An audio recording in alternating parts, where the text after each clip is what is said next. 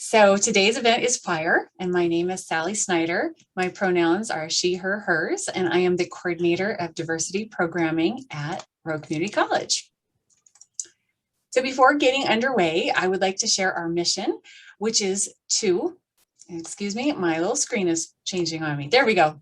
Our mission is to enrich, support, and celebrate our diverse community by acting as a catalyst for inclusion, continuous learning, understanding, and acceptance through active engagement and facilitation of educational opportunities that challenge biases and deepen conversations. By the way, this beautiful graphic here was created by Camille Ireland. She's a graduate of Rogue Community College, and she created it while she was a student here, and now she's studying graphic design at SOU. And the DPB, were you going to say something? No, sorry. Diversity Programming Board, we offer free events throughout the year, and they're, like I said, always free of charge. And to see upcoming events, you can go to the RCC homepage and simply search for diversity, and our events are listed there. So just a couple little things. If you want closed captioning, you can go down to the taskbar on Zoom and select live transcript and then show subtitle. And then you should be able to see the words of what we're talking. It does a pretty good job of translating on the fly. And then also, if you'd like to raise your hand, also on the bottom, you've got the reactions. You'd click that first, and then you could click raise hand. There is that little wavy hand thing, and it kind of looks like it's waving. It's actually clapping. So that's clapping. But if you'd like to raise your hand and ask a question, this is going to be an open dialogue conversation. David and Kathy will both be pausing to ask for questions. Okay, so today's our first event. We have 4 events total to honor the 4 chiefs. Today's is on Fire, October 14th. In winter term, we're going to be offering a water event on January 25th, and then air in February and land in May. The dates are TBD, so again, they will be posted by November on our Diversity Programming Board website. And now it is my pleasure to introduce David West and Dr. Kathy Kemper-Powell.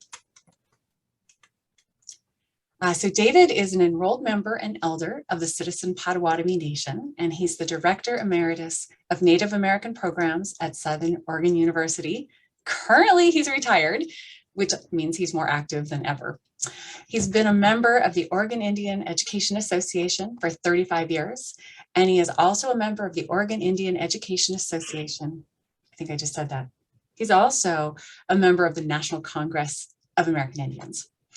He has been selected as the Indian Educator of the Year and as Elder of the Year in a different year by the same organization. In 2001, a beloved dean of RCC, Tennyson Haley, established an award and named it in his honor, the David D. West 7th Generation Diversity Award.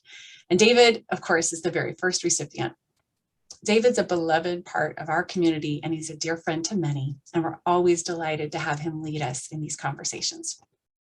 Also, we have Dr. Kathy Kemper-Powell, who has served as RCC's president for, this is her she's our 6th president and she's been serving since 2016, She started her career, however, conducting environmental research at McNeese State University.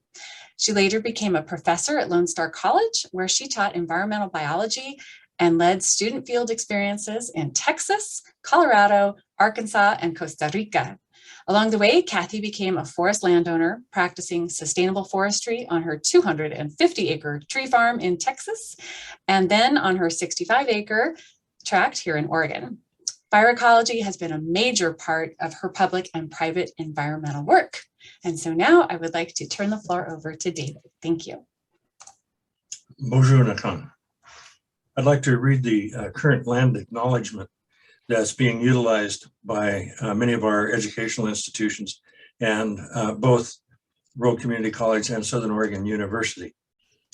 In our desire for collective healing and partnership, we offer this acknowledgement of Indigenous peoples and their connections to the land that Rogue Community College occupies. This acknowledgement was developed in conversation between Grand Ronde tribal staff, Siletz tribal staff, Native American programs, faculty, and staff at Southern Oregon University. It continues to be a living statement throughout this ongoing partnership. Okay. On behalf of RCC and Grandma Agnes Baker Pilgrim, I would like to take this moment to acknowledge that Road Community College is located with the ancestral homelands of the Shasta, Takilma, of whom Grandmother Baker Pilgrim was an enrolled member, and the Latgawa peoples who have lived here since time immemorial.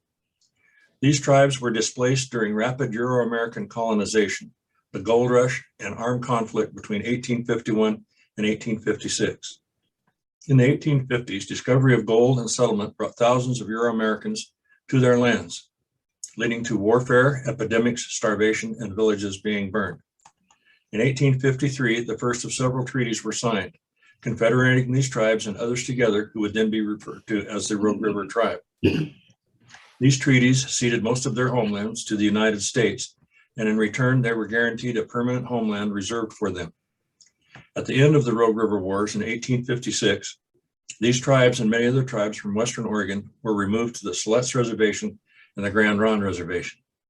Today, the Confederated Tribes of Grand Ronde Community of Oregon and the Confederated Tribes of Siletz Indians are living descendants of the Takilma, Shasta, and Latgawa peoples of this area. I encourage you to learn about the land you reside on and to join us in advocating for the inherent sovereignty of Indigenous people. Thank you. Ojunakan, Nina Nijina, Wabaskiban Chustan and Andaxquich, Nijnabe, Nijnabeg, Bodawadme, Kankakawa Bash, Pish. I said to you, hello, my relatives, how are you today? We're an oral tradition people, us Indigenous folks of North America. So when you feel that you've been asked to respond, you could. How are you today? Good. Wow. I'm great, David. Good. Excellent. Today. How are you? I'm well, thank you. I said to you my name as well. Wabaskibanish Chiltana Nandax Bleach. I am very proud of my name and the peoples that it incorporates. The Wabaskibanish is white like old eagle, and then that's in Potawatomi. And Chiltanan is in the Athabascan language, and it means my brother, I found you. And Andaksplich is in the Tlingit language of southeastern Alaska, and it means likes to go new places to sing and dance for a good time. So my full name is White Like Old Eagle, my brother, I found you, who likes to go new places to sing and dance for a good time. It couldn't be any more appropriate because I do love that. My English name is David West, and I am an enrolled member of the Nijnabek Bodawadmi tribe, more commonly known as the Potawatomi, with also Miami and Kickapoo, French, and Dutch descendancies. I'm a fourth generation Oregonian on my dad's side, which is Black Dutch, and 689th generation, somewhere in there by current anthropological, archaeological data, Indigenous Native American. It's my pleasure to be here with you today. I am a graduate of Road Community College, and a very proud one at that. This institution influenced my entire life and brought me to a realm of education, where previously I had been working in the logging woods, where my dad was a mechanic. I was born in a Weyerhaeuser logging camp, and my grandparents came from Oklahoma in 1920 to Southern Oregon. From the time I was a little boy, it was my mother and my grandfather's job when we would gather to go fishing or hunting or gathering or any of our activities that involved family. It was our job to build a fire. And when I was a little boy, I didn't understand what that meant. But as my grandfather explained to me that our name, Nijnabek Bodawadme, translates to mean the people of the place of the fire, keepers of the sacred fire. And that we had a history with fire that goes back to the beginning times of our creation, according to our legends and teachings about the world. That process began a lifelong interest in fire and loving to look into the heart of the fire when camping, but also realizing that there are 4 kinds of fires that were identified by my people. One was the beneficial fire that warms us and cooks our food, helps us to dream and envision by looking within it. The second fire is destructive fire that can be in the form of wildfires, catastrophic wildfires, fires that are out of control and destroy everything and sterilize the ground from the heat being so intense. Destructive fire. There's also ceremonial fire that was used for use in our ceremonies to recognize our connection and commitment to the Mother Earth as stewards and caretakers as part of our charge of our creation. And the fourth is a fire that burns within each one of us and within the Mother Earth that fuels her and gives her life. These fires were all said to have their own place in the world, and that what they did was part of their nature. We have several stories that talk about the origin of fire and how it came to be with the people. One has to do with a great eagle who flew to the sun and was given a ball of fire by the sun because the people, the human beings, were living in the darkness and the cold. And the sun gifted the eagle, and the eagle, being the messenger, the high flyer, carried the ball of fire to the people, instructing them to pile sticks, dry sticks, together in a teepee fashion, and threw the ball of fire into the pile of sticks, thus creating fire and creating the first firekeeper, who then tended that fire and kept it burning and passed it amongst all the relations. The other is that we found our way from the deep southern part of the Americas through migration, through what would be called now Tierra del Fuego, a land of fire and ice, that we traveled during the Ice Age and north. This is in contradiction to the land bridge theory, and both are possible. One is not currently in favor, the land bridge, because the corridor didn't exist, we find now, with the retreating ice sheets. How did they carry fire? How did they utilize it? How is it to this day that we still utilize fire to make our s'mores, roast our hot dogs, have a hamburger maybe, to look into the depths of the fire and dream and reminisce about what our ancestors might have seen in those same flames. We reflect on the life of the tree that gives itself to the fire, and the air that causes it to burn, the land that grows the wood. We're also taught that you don't take everything. That is, you take what's needed, you utilize it, and you pass it around. So the fire was passed around through the use of many forms of transportation, one being the conchs that grow on the side of the paper and yellow birch trees. The inside of that conch will hold an ember indefinitely, and the fire continues to smolder inside that and can be brought back to life with the use of tinder and gentle manipulation and breath, air. The High Plains people carried fire by means of a long rope that was made out of braided sweetgrass, and that fire was lit as the last fire in the village was extinguished.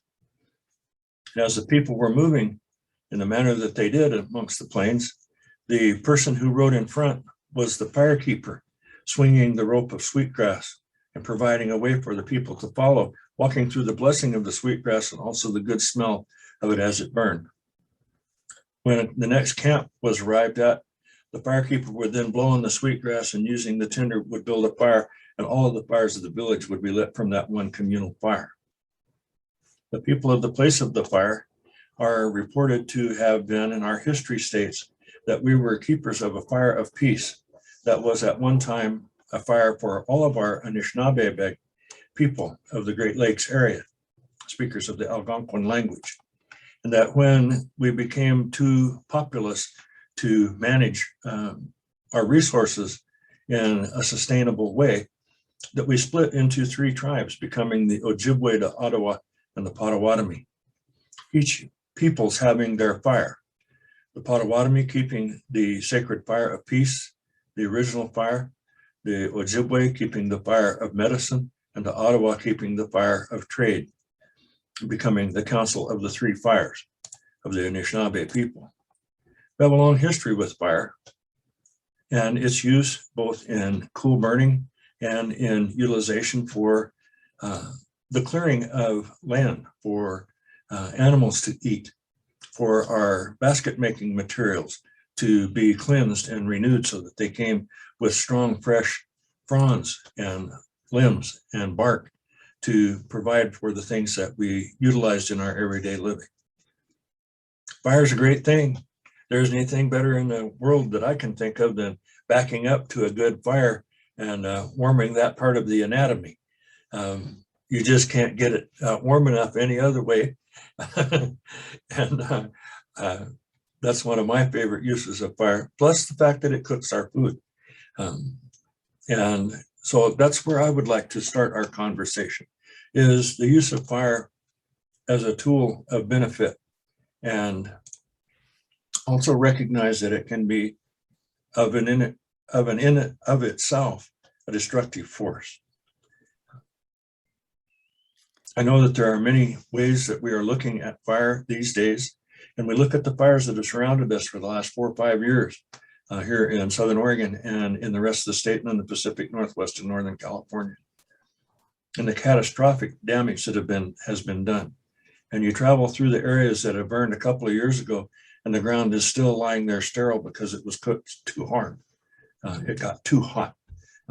Places where rocks have exploded from the heat of the fire, blowing off chunks of mountains from the heat of the fire within, because the water didn't have time to escape. The steam blew the rocks apart. So many different things to talk about with fire.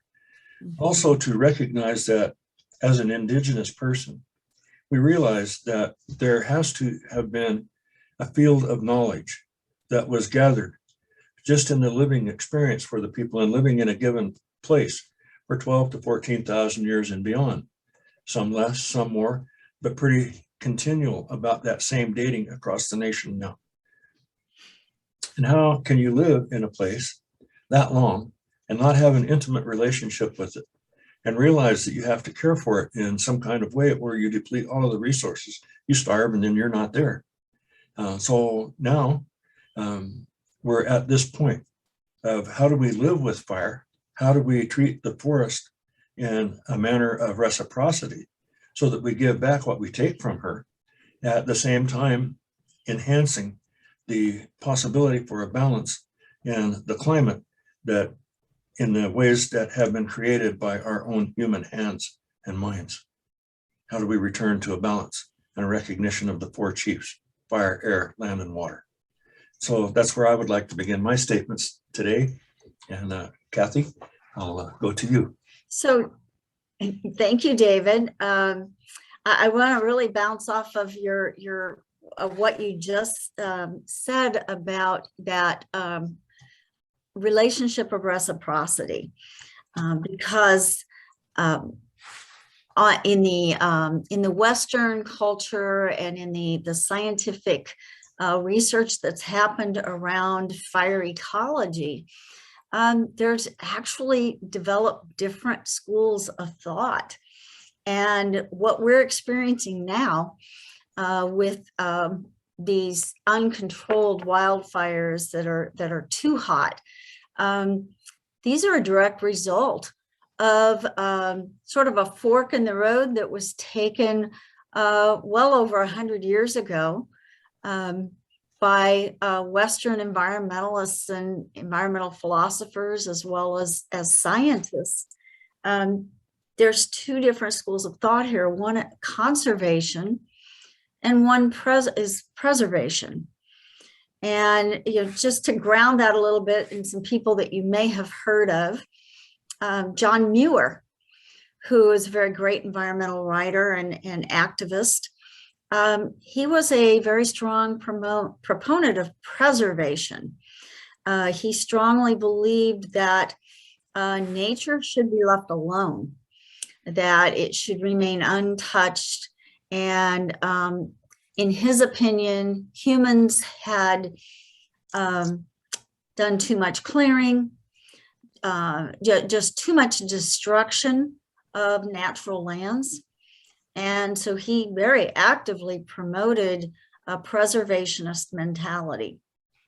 And one of his contemporaries was a man named Gifford Pinchot. Gifford Pinchot became the first director of the U.S. Forest Service. And Pinchot had a philosophy of conservation. He really believed that, and was quite the student of indigenous peoples and their relationship to the land. And Pinchot understood that we are not separate from the land. We are integrally related to everything around us. And so, of course, we're going to use certain parts of a forest or a grassland or, whatever the ecosystem is. But as long as we do that in a way where we conserve the majority of the species that are there and only take what we need, not want, but need,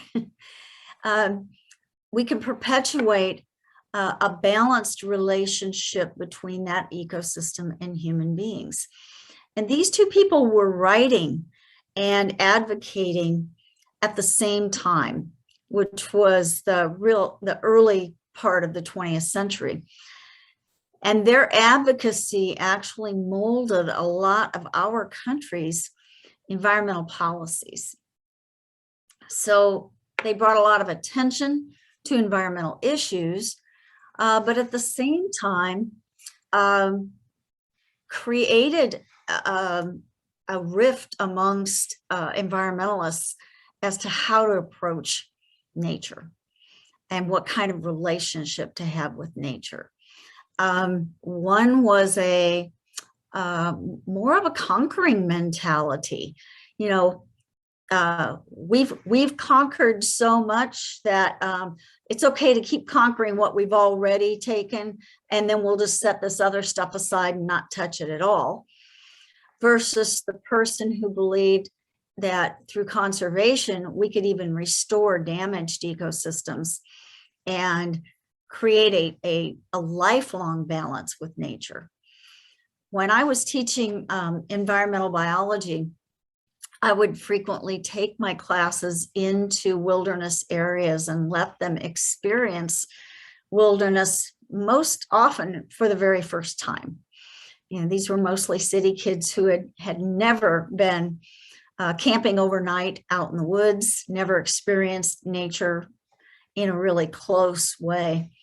And fire was a big part of that. We started every trip with arriving at our campsite, teaching them how to build a campfire with natural materials. We taught them how to use mullein stalks to create fire by friction. And then their first night, they were each given a chunk of wood. And as we sat around the campfire, kind of processing the day and what was to come in the next 10 days, we asked them to burn a bowl, which entailed taking coals out of the fire and setting it on a block of wood and continuing to use that to blow on it and keep that fire going and have fire actually burn a utensil for them. So it helped them, sort of implicitly understand the value of fire. It was keeping them warm. I mean, these are South Texas kids suddenly in the Rocky Mountains, most of them not used to very cold weather. And we're sitting outside at night, staying warm around a campfire, cooking over that fire, and actually making their bowl that they're going to eat out of for the week around that fire. As the week progressed, we hiked into areas that had been damaged by different types of fire so that they could see what a small controlled fire could do that would be a benefit to that ecosystem versus what a huge conflagration would do in terms of being too hot and just destroying everything. We even took soil samples and analyzed what microorganisms were growing in the soil in those two different locations. And my students were able to observe that in the fire burn scars of very hot fires, there was very little microbial life in those soils. So it was proof to them that the extent of the damage that had happened. We spent time with Forest Service employees talking about the role of fire in these ecosystems and what Forest Service policies had done to impact fire. And I think you're all familiar with Smokey the Bear, right? Smokey the Bear came about in the early 20th century. And Smokey was a marketing plan to encourage people to be careful with fire in our national parks and national forests. But then Smokey kind of took on a different meaning. And it wasn't just be careful with fire, it became stamp out forest fires. It became forest fires are bad. We don't want any kind of fire. And our fire management policies at the national level became one of no fire. We can't run the risk of a fire moving off of nationally owned property and into a city or a residential area. So we're just not going to have any fire at all. By the 1980s, we were seeing the results of that policy. That policy was almost 60 years old in the 1980s, and we knew then that it was a complete and utter failure, that the types of wildfires that we were starting to experience in our national forests and national parks were the result of decades of fire prevention and the buildup of mast on the forest floor that was so thick that it would just burn insanely hot and start taking out everything in its path. So we knew this in the 80s. And we still have yet to really, truly address this. Our national parks have been given permission to apply for permits for controlled burns, but they're very, very difficult to get. And oftentimes environmental groups who are well-meaning but not well-informed have a tendency to block those permits. And as a result, these controlled burns don't happen. And we have this continual buildup of litter on the forest floor that's highly combustible. The other part that happens is we have invasive species that come in that are normally killed by fire. And with the lack of fire, all these invasive species start to come in, and the forest actually changes and becomes something very different. And the ecological balance is very upset. And the other part that happens is pests in the form of insects are not controlled any longer by fire. And so these pests overpopulate the forests, kill more and more plants, which contributes to more litter on the forest floor and more standing dead trees that are highly combustible.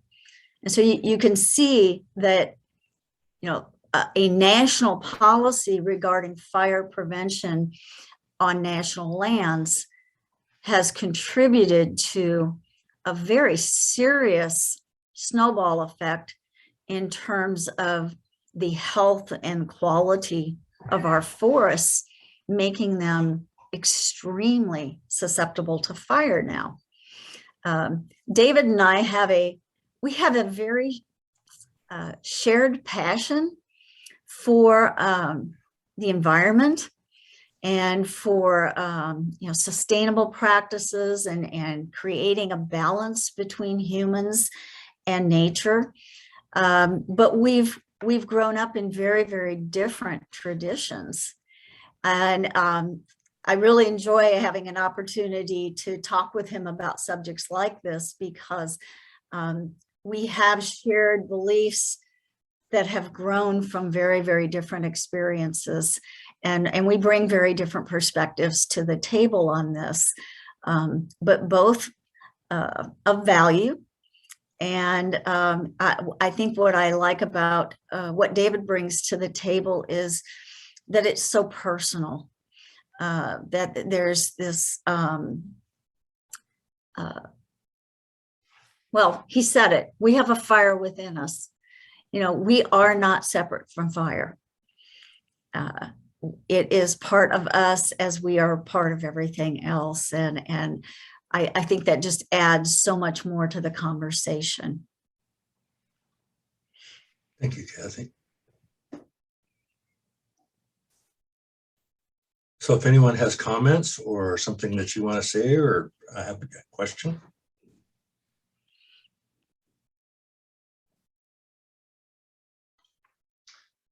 I would just add that growing up, our main source of heat was our wood stove. So nothing brings me comfort like wood heat.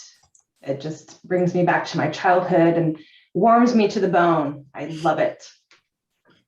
How many times did you hear when you were growing up and getting that wood for the fire? Fire warm me up 2-3 ways. The older I get, I find out that's closer to 18, maybe 20 ways.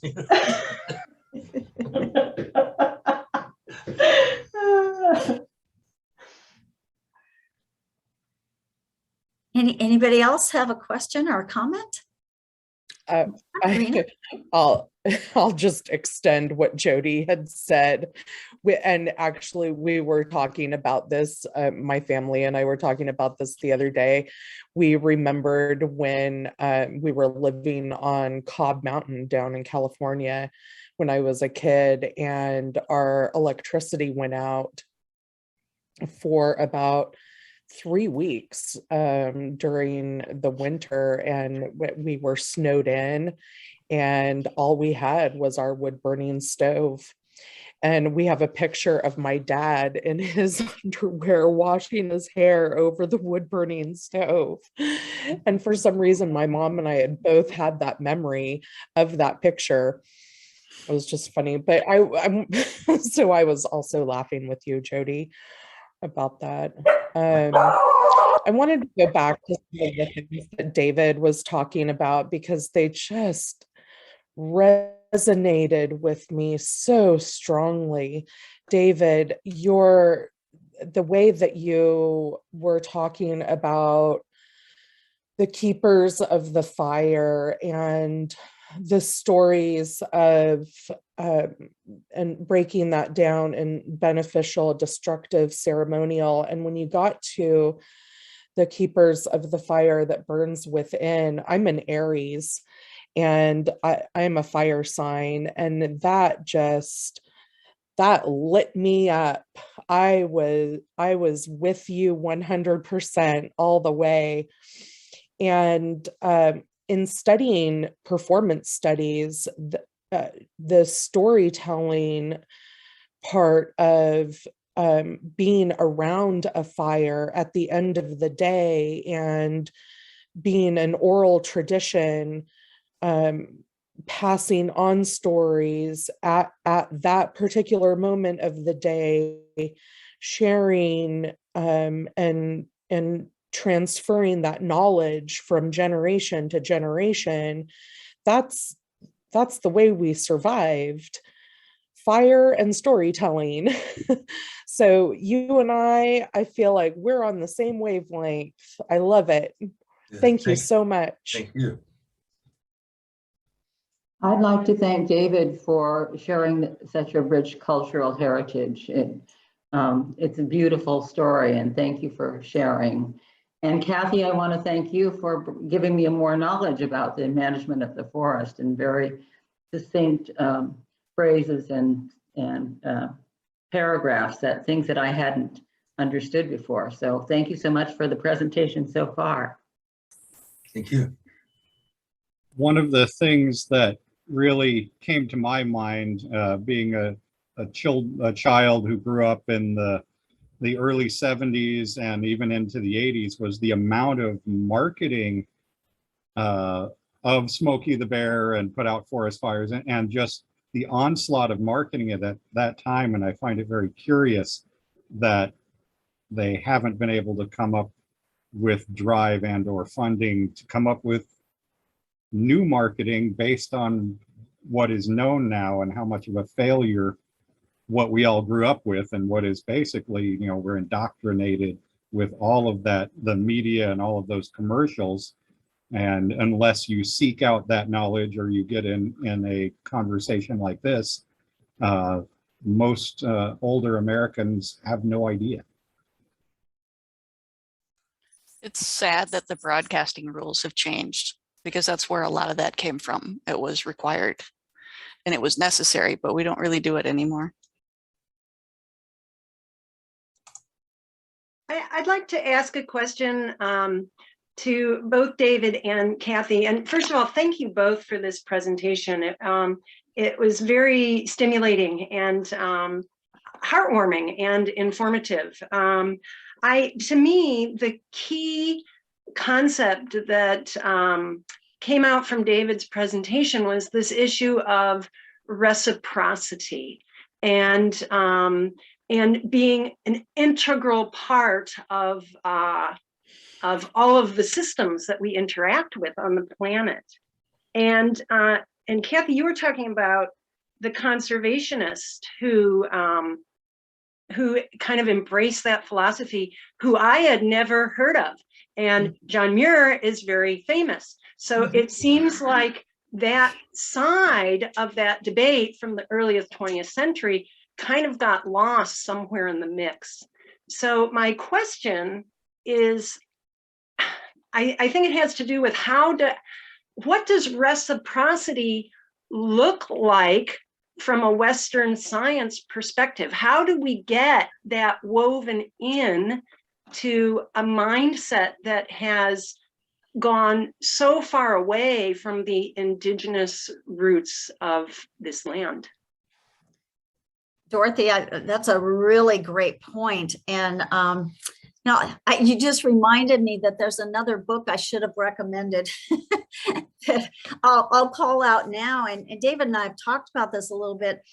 You know, we have so many people who are being raised separate from nature, and that in their day-to-day life, I mean, I'm sitting in the middle of 63 acres right now, and I can look out my window and I'm seeing deer and squirrels and rabbits, and, you know, every day I'm sitting in the middle of nature. But I can remember living in town on a postage stamp lot with almost no yard, and that's how a majority of people live.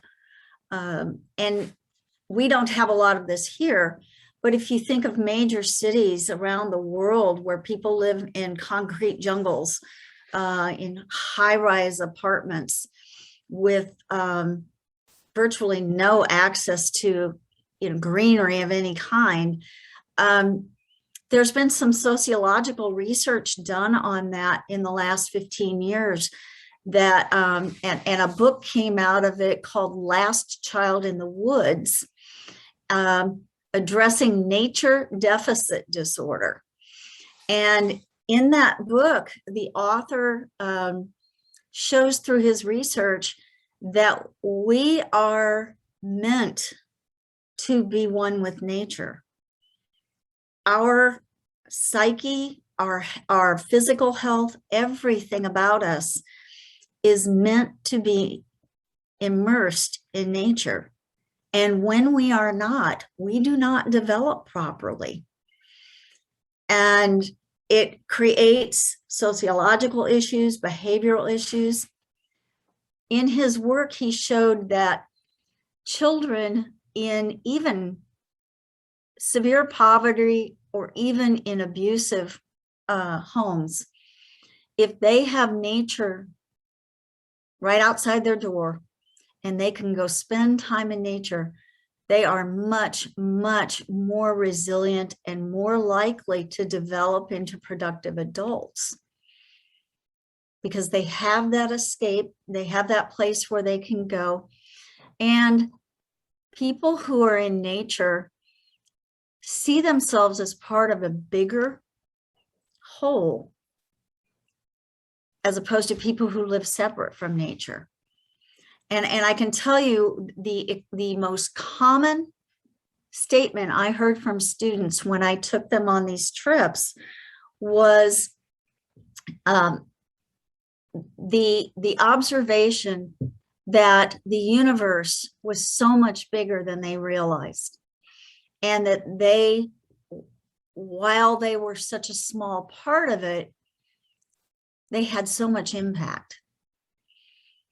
And the sense of responsibility that came out of that observation was palpable. And this is something that Western civilization has lost. And so I think that we need to partner with our Indigenous people to get back to an understanding of what nature offers us. Whether we have the ability to live in the middle of it or not, we're blessed to live in a place where we can get to nature pretty readily and spend time there. But we are also cursed with the long-term environmental impacts of mismanagement of our natural lands here. And so how do we work together with our Indigenous peoples to create better policies that make this a partnership and a work that is going to leave our forests for our children and our grandchildren, in a much healthier state. I couldn't agree more. Reciprocity can take so many different forms. Our elders talk about when you go to the forest, take all that you need. Don't take more than you need. Use all that you take, and if you can't use it all, then share it with someone else. If there's still some left, return it graciously with great thanks, and leave no sign that you were there. Something that I've been noticing, and my family has been noticing, is that there appears to be more and more trash alongside the road. If you drive Interstate 5, any of the main routes back and forth to your home, you see trash on the side of the road. See folks from the county jails picking it up, which is a wonderful thing for them to be involved in doing. It's one way to get them reconnected with nature and being outdoors and in doing something for something or someone else. In reality, they're doing it for the earth. Mother Earth isn't a junkyard. She's not the trash receptacle. She's to be honored and respected. If we don't have water, if we don't have air, good air, we don't have the land that's healthy and productive, and we don't have fire to aid in that process, we're going to be done. And that's a simple fact of life and of science, both Western and traditional Indigenous, literally all over the world.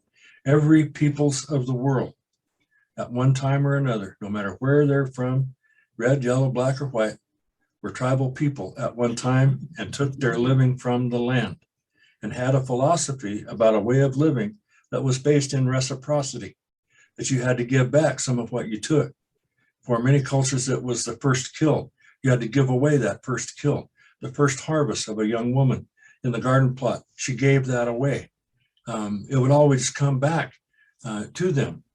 People invite you that you gifted that food, invite you to come eat. Oh, here's some dry meat. Thank you for bringing it home to us. We fixed it so you have some. Here's some salad. Here's some soup. Here's some fish. Reciprocity. You give back.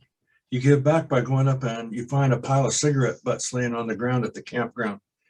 Pick them up. Put them in the trash. You can wash your hands. And think about the mentality of those that left them there.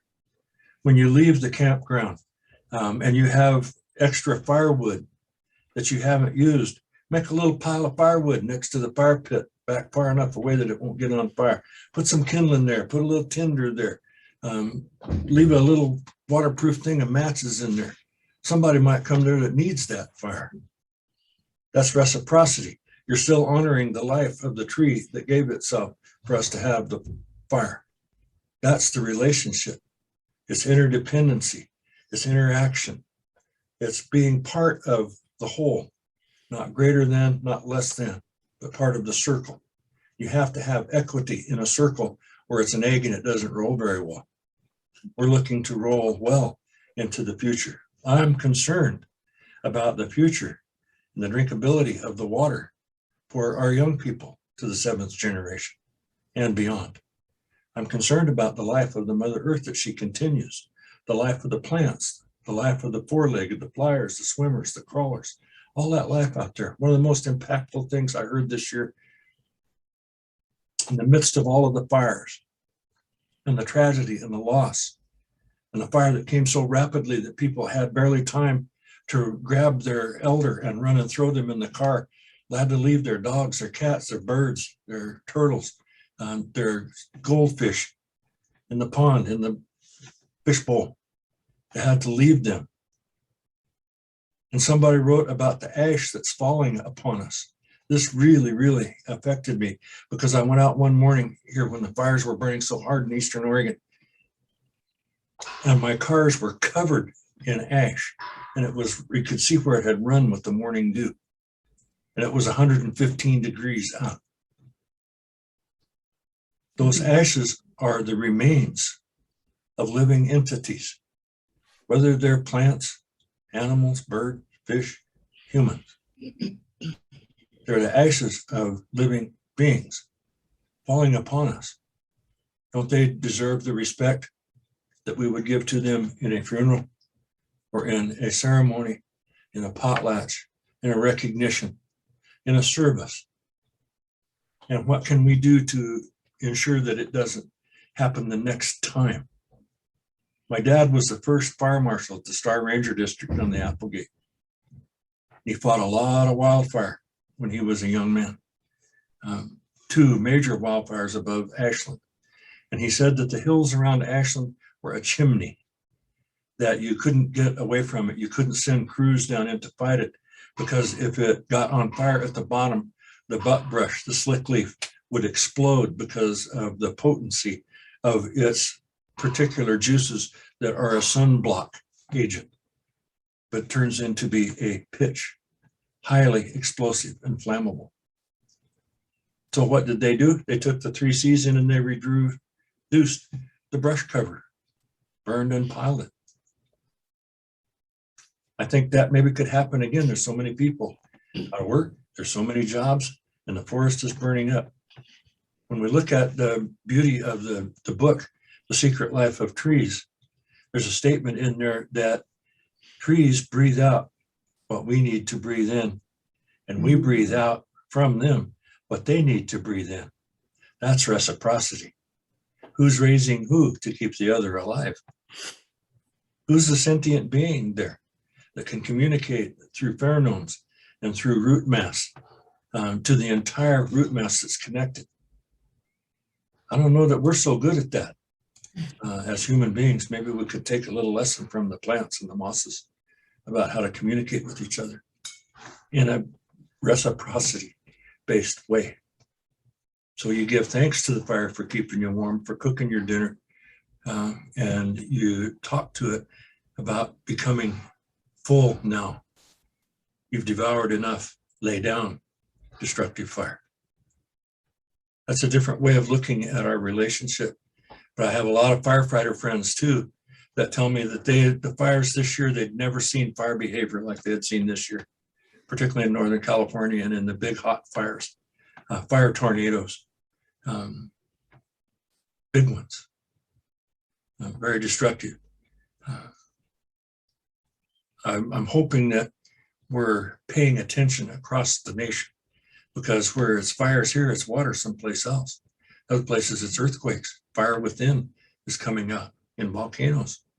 She's shaking her back, earthquakes. Mother Earth's sick. She's calling for our help. And that's what I hear from my elders and from the other Indigenous people across the nation that are trying to connect up with each other to reestablish, reinvigorate, and revitalize those traditional teachings, those natural law relationships. And David, your Indigenous ancestors understood that fire had great importance for the health of an ecosystem. I was telling you, I grew up in the Midwest, and it was tall grass prairie. Mm-hmm. And the Indigenous tribes would burn small patches as they traveled in order to clear the way, because tall grass prairie was really tall. It was 12 feet high. You couldn't see where you were going. And so they would literally burn patches of it and then travel through the burn scar and then burn some more. And knowing that it was actually good for those plants. The heat opened their seed pods, and the fire returned the nutrients in the plants back into the soil. This is the kind of understanding that comes from living in close communication with nature. And so our challenge is, how do we help people who don't live in close communication with nature understand these very basic laws of nature, of reciprocity? Well, people say we have to start with the children, because the children don't come with preconceived ideas. It's very true. So we have to start with the children to reinitiate this. I like the idea of your outdoor school. I just spoke to a class on outdoor leadership from Southern Oregon University on Indigenous Peoples Day on Monday. And we went to the Rogue River, and we talked about the salmon ceremonies on the Rogue River. And they were talking about water and the land and the clouds and rain and enough water and stuff. I said, well, what about fire? The first salmon is caught, it has to be cooked before the ceremony to take place. You have to have the fire first. So who built the fire? And they really had to think a long time. But the instructor who was at those salmon ceremonies said there was a special man that came, and he came with a bow drill, where one time he used a flint and another stone and made sparks and made fire. The people who handled the fire. There are so many stories about people handling fire beneficially without being burnt by it amongst Indigenous people. Literally reaching into the fire, picking out a live coal, picking it up and putting it in the pipe to light the sacred pipe. I can't do that. I'm pretty sure that there are some that can. Everything's all connected. It is a web of life, and you have to have all of it in order to have life. And so it helps us learn to take care of each other as well as we take care of the earth. David, can you talk a little bit about ceremonial fire? Because I think that there's some value in exploring the cultural traditions and how that can help us honor the role of fire. One of the ways that immediately comes to mind is that I'm told by my elders from the Wisconsin and Michigan areas that at one time our singular fire was burning in the vicinity of Niagara Falls, and that it burned there for approximately 28 generations over a very long period of time, and it was a peace fire. And that the trails to the area where the fire was kept burning, never allowed to go out, would come to a high place where the fire could be seen from that high place. And it was at that point that the two parties that might be having a disagreement or a difficulty between themselves would lay down their weapons. They couldn't come to the peace fire with weapons. They had to lay down their weapons where they could first see the fire. The fire directed them to lay down their weapons. And people from that community would come and safeguard their things so that no one bothered them. This was a guaranteed agreement on each one. The other tribe might come from another direction and would come to the same place in the trail where they could see that fire. They'd lay down their weapons and they would be safeguarded. They would come to the council fire, and each one would take a side on either side of the fire with the counselors and advisors. Conflict resolution specialists would be sitting in the middle. One side would present their case, their cause, whatever was the problem that they were wanting to settle, the issue that they had with their neighboring people, their tribe, neighboring tribe. When they had finished, with an appropriate pause at the end to ensure that everything had been said by those peoples before they sat down and didn't think of something later, oh, gee, I wish I would have said, that appropriate pause was given for them to think and to consider what it was that they were saying, because everyone was told at the beginning that words have power. Once given, hard to take back. Think before you speak. When that side had completed theirs, then the other side would present their side. After hearing both sides of the disagreement, the counselors and advisors would retire and would seek the guidance of the Great Spirit in coming up with an equitable solution that was to be agreed upon by both sides. When they came back and presented it, if it was agreed upon by both sides, then it was agreed by all that consensus had been reached. All came to an agreement that this was what they should do. And when they had reached consensus, then there would be the lighting of a long, big pipe that touched the ground that you could smoke standing up. And that was then the peace pipe. The peace was struck on that pipe because you touched the earth as your witness, and the sky above and the Creator was your witness, because the smoke came from the stem of the pipe and traveled up.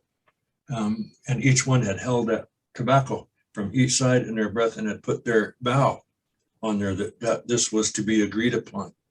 And so you weren't just making the promise to another human being, you were making a promise to the mother, the grandmother that you lived upon, as well as the Creator that was breath maker and life giver. So that those kinds of contracts were very, very solid in their agreement. That's the purpose of ceremonial fire, because the fire burned in the center. And ceremonially, symbolically, tobacco would be put in a prayer tie or in a prayer flag and put into the fire, one for each of the four directions: sky above, earth below, and now within, for the fire within. Would be put into that, and that smoke then would be the one that carried our prayers to the ear of the Great Spirit. That's one way. In other ceremonies that I've been involved in and have been around, that before anything starts, the women start with a blessing of water, and then comes the fire. water recognizes that the planet, when the planet was first a being, that she was water, and she was what she was, and she was water, until the firmament was found by Sky Woman and was spread across the back of the great turtle, thus creating Turtle Island. These are just small little glimpses of tremendous stories that we're told in the wintertime. And these are our legends, these are our teachings. This is our reciprocity of knowledge with each other that one generation gives to the next. The teachings that were handed down, where one word is not supposed to be changed in those, so that it retains the original message, the strength of the original message. I've been to a ceremony called Sundance, that at the beginning of that, the women started with a blessing of the water and the land, and then the fire is lit, and the fire stays lit and burns for the entire number of days of that ceremony. And the fire is seen as a living entity. It's fed each time the human beings eat. The fire is fed. That's to help feed the ancestors on the other side. And the last ceremonial fire that I'll talk about is the one that is used by numbers of people of different tribes. And one that I was taught many years ago is that after someone passes away, that you create a 4-day fire ceremony. And that has to do with the preparation of cedar wood that is lit every day at dusk time, the world between two worlds, and a little further to the west each day, because many of the tribes believe that the spirit, as it leaves the body, travels to the west, to the other world. And not all of them, but a number of them. And so that fire is lit each evening at that same time. And there are prescribed things to be done on each of those 4 nights. They're very simple, but they're not to be written down. They have to be told this way. And so if anybody wants to know, you can contact Sally Snyder at RCC, the diversity person here, and my great friend and great assistant helping these things on. And she can get you in contact with me, and I will give you the full ceremony, because it's not meant for broadcasts like this. But part of that ceremony on a 3rd night has to do with putting food in the fire. And the philosophy behind the fire and the feeding of the fire is that it follows the stages of the grieving process. And so when you come to a certain night where you have the feeding of the fire of that person's favorite foods, just a little bit is put in the fire, you're having a last meal with them. And in the time, the 4-day time, and you light it at dusk time, it's to help light their way on their journey, so that it becomes a very personal, intimate relationship with the fire lighting the way for your loved one on their journey to the other world. Mm. That's the most beautiful ceremony that I know of relative to fire, is that one, That is because beautiful. it gives so much peace to people. It's not mine. It doesn't belong to me. It was taught to me. It's as old as human beings. So, thank you.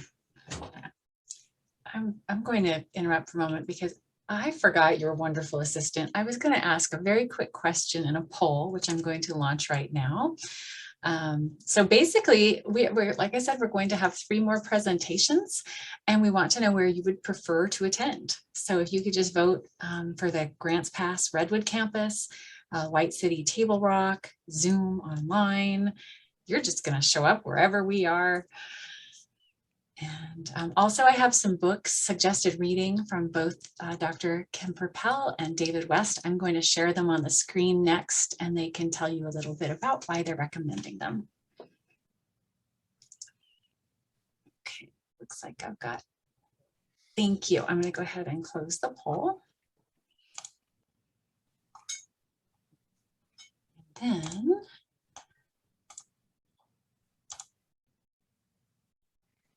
then let's see, could somebody nod when they can they, am I in presentation mode and can you see? I can see them, yes. Thank you. So I'll jump in here real quick and recommend Last Child in the Woods. David makes a wonderful point that starting with our children is a really great place to start. And in that book, they talk about, researchers on human intelligence talk about multiple intelligences that humans have, and they've always said there were 7. And Richard Louv says no, he believes there's 8, and the 8th one is being nature smart. And he maintains that children who have access to nature have keener sensory skills, and they readily use those heightened sensory skills to notice more and to categorize things from the natural world. They like to be outside. They want to be outside, and they are more predisposed to enjoying outdoor activities. They notice patterns in their surroundings more, whether they are indoors or outdoors. They are interested in and they care about animals and plants, much more so than children who have no access to nature. And they notice things in nature that other people often miss. They often create little collections, rock collections, shell collections, leaf collections, seed collections. And they're very interested in early age in television shows that have to do with nature. They'd rather watch those. They have a heightened awareness and concern for the environment and for endangered species. And they easily learn the characteristics, names, and data about things that are found in the natural world. So what this says to me is that we have to make sure our kids have access to nature, because this long list of behaviors that are a direct result of having access to nature, I think, are extremely smart. The other book about fire ecology really goes through the basics of what we know about fire ecology. And this is from a very scientific point of view. And yet a lot of the content in this, I know that Indigenous people understood long before a bunch of scientists had to compile it and put it in a book. The understanding that certain species have to have fire as part of their life cycle.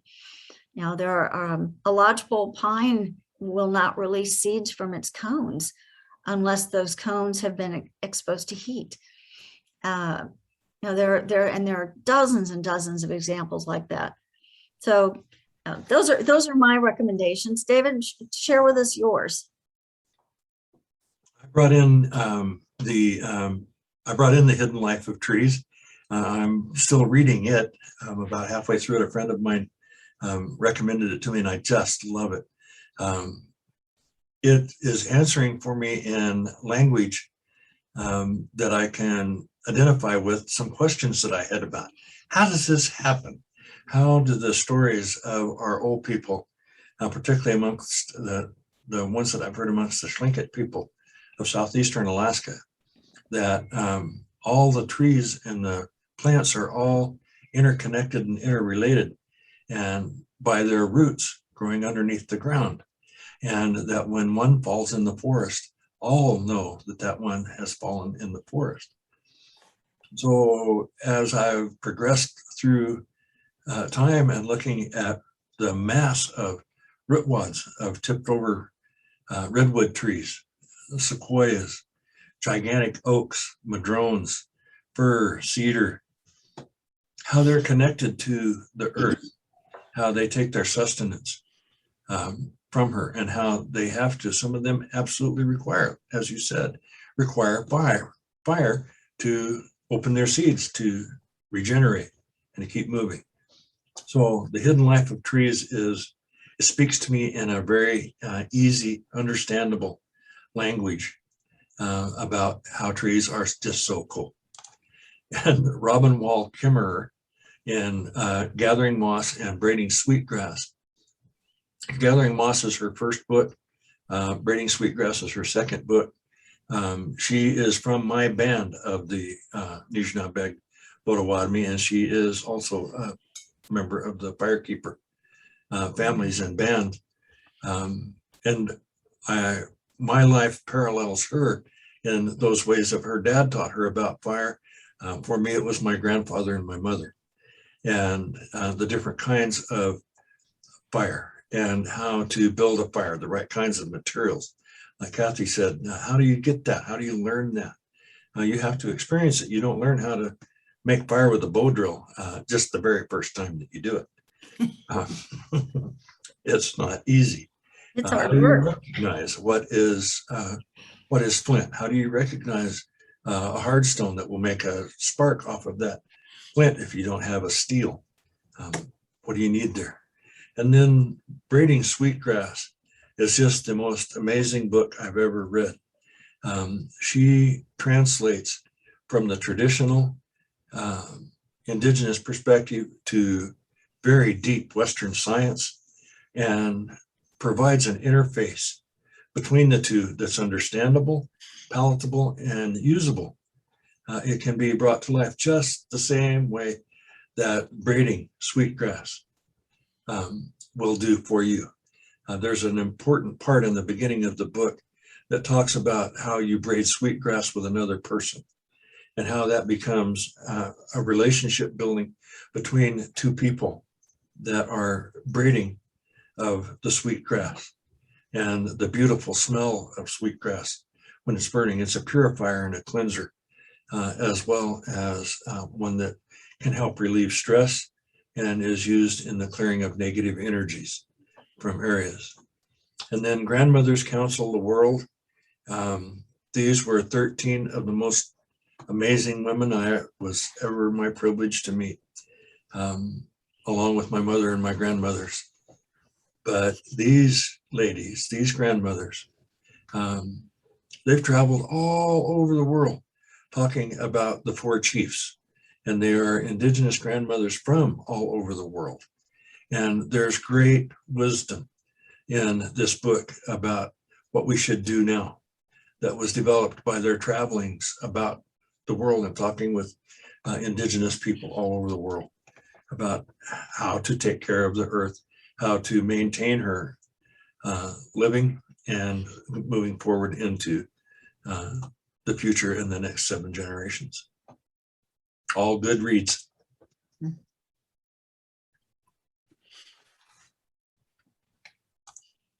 So I think we've got a little time for some more Q&A if anybody has anything they'd like to ask. Or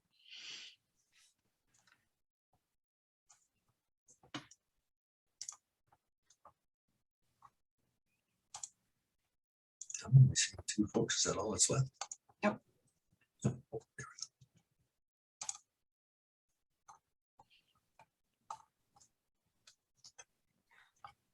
There, I think I got the. there's all of them. Great. Thank you. I might have one that I need to add. Let's see. Looks like Grandmother's Counsel of the World isn't there. Try again.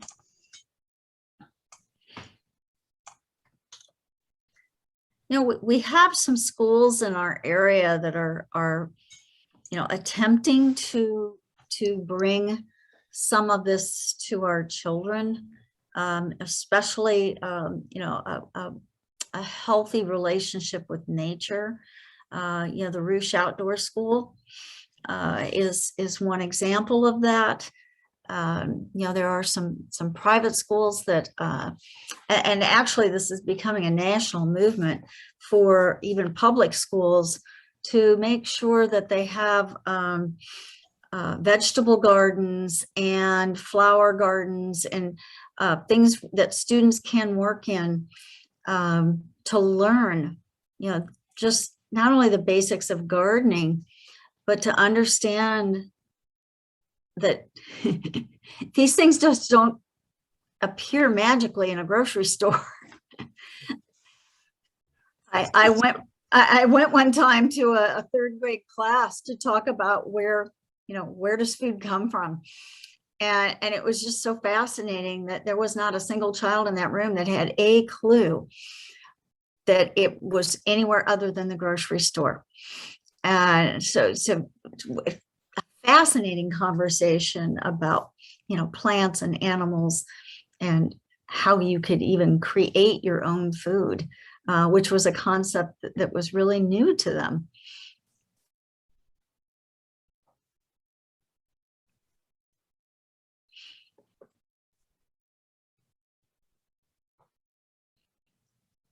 Seeing in the comments about adding some curriculum here at Rogue Community College has been a resounding comment I've been seeing.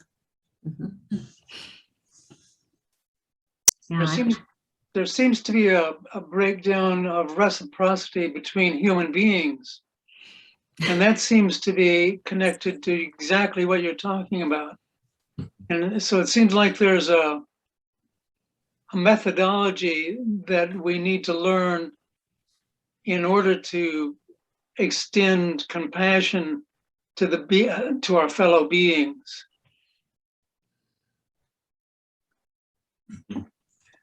I agree. There is a disconnect from each other. And you can feel it when you go to the store. You can feel it in so many different places. I always get such a feeling of anger in people, just underneath the surface. And for, I guess, just so many reasons. But when there's a need, I notice that people throw all of that to the side and come to the aid of someone who needs it. I don't know why we can't do that on a more regular basis. And I mean, we all live here.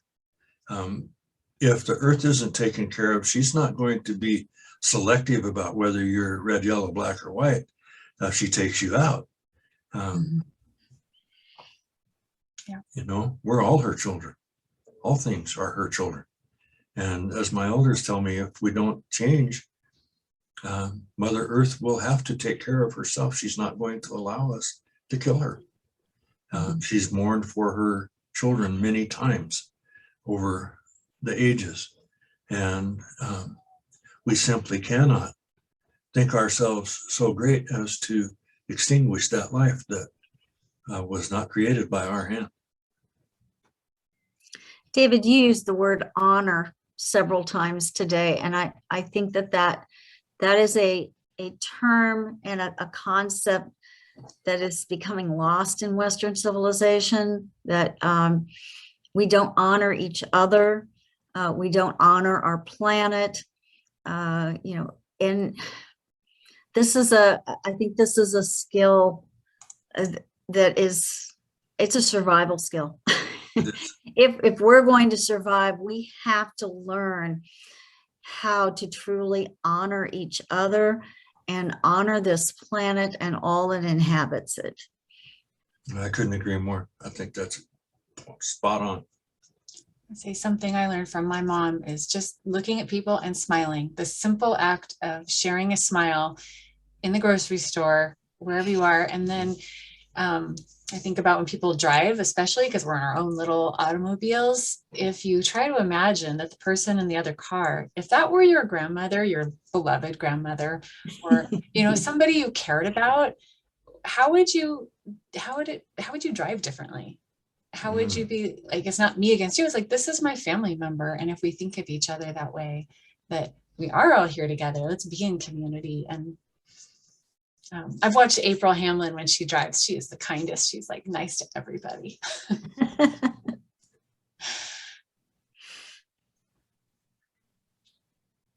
Yeah, I think gratitude is also a part of this.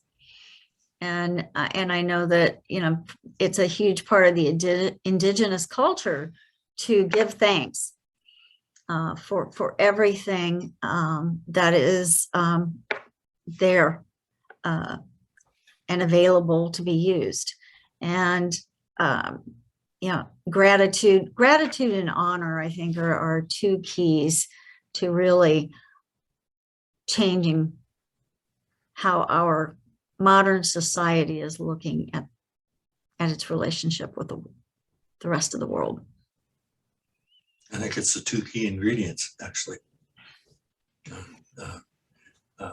Is it Mr. Swain that asked? Yes, I loved that observation. I couldn't agree with you more. It is a disconnect where we don't have reciprocity towards each other, towards people. I noticed that when I was a kid, if somebody had a big old garden and stuff, they would call up their neighbors, they'd call up their buddies across town and say, hey, you need something? I've got 69 squashes over here and 3 cucumbers. Could you use some squash? Fortunately, in my life, I have people like that still today, but there's not a lot of that. People are so guarded. We were just commenting the other day, my family and I were just commenting the other day, they were showing kids riding on the sidewalk, playing on the sidewalk, riding their bikes on the sidewalk, roller skates. You can't do that now with such a fear that somebody's going to steal your child, and you never see them again, or your grandmother. These basic safety is a concern. So what's happened? That's in the mindset of the perpetrators as well. There isn't reciprocity there. Some of the old people say that's a reflection of the greed that has created the problem and the imbalance. Take too much and don't give any back. It'll come back on you. With fear is tipping the balance. Yes. Created fear sometimes, I think. Colin, I see your hands up. Or Charlie, I'm sorry.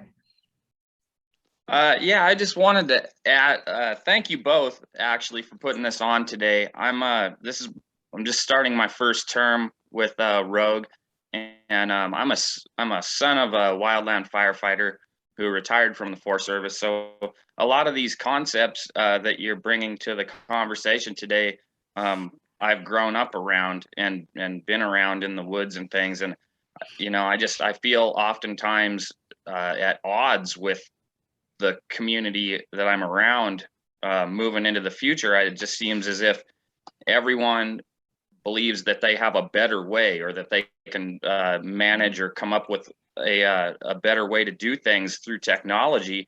And it all just feels like it stems back to greed and making money and destroying resources. And it feels distracted from, the millions of years of history of how these resources were managed. And it's like we have the proof of how this has worked, generation after generation. And it just seems like such a daunting task anymore to share that with people, or to get people to recognize that this knowledge is here, and there's it feels like a small community of people. But I just want to say that I feel really honored today to be a part of this. And it's part of, I chose to go to Rogue because that's kind of, my family came from the southern area of the state, and I wanted to return to my roots. And I just want to say that these programs and things that you're putting together really make me feel at home. Thank you, Charlie. Thank you. Welcome to Rogue. Yes. Rogue saved my educational and professional life 3 times. So Serena, I saw you put in the chat that we should be teaching critical earth theory.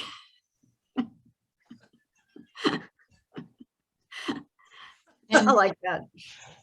Renee's got a great idea. We do have a lot of land here, especially here on the Redwood campus, where we could be growing food ourselves and putting that into some curriculum here. I see some great ideas.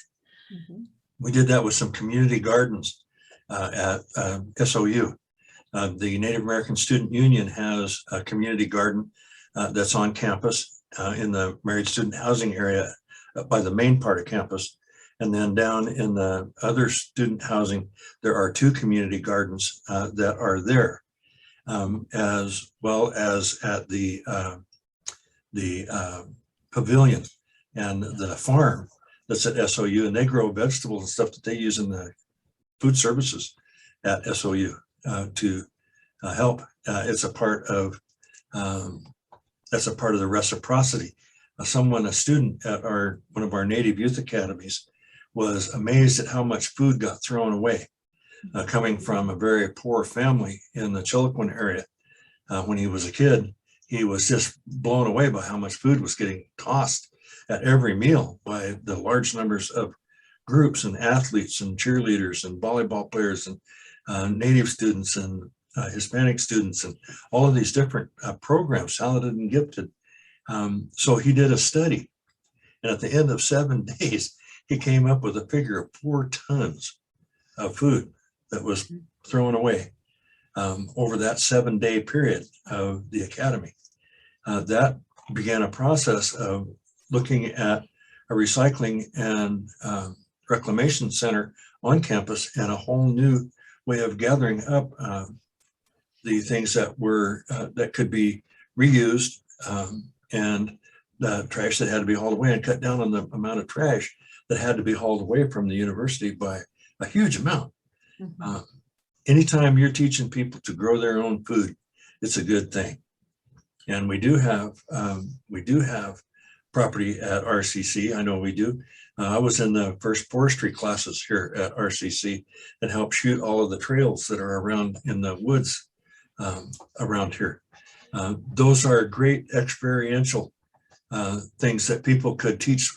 What do you find on this walk on this trail through the woods on RCC that you could eat?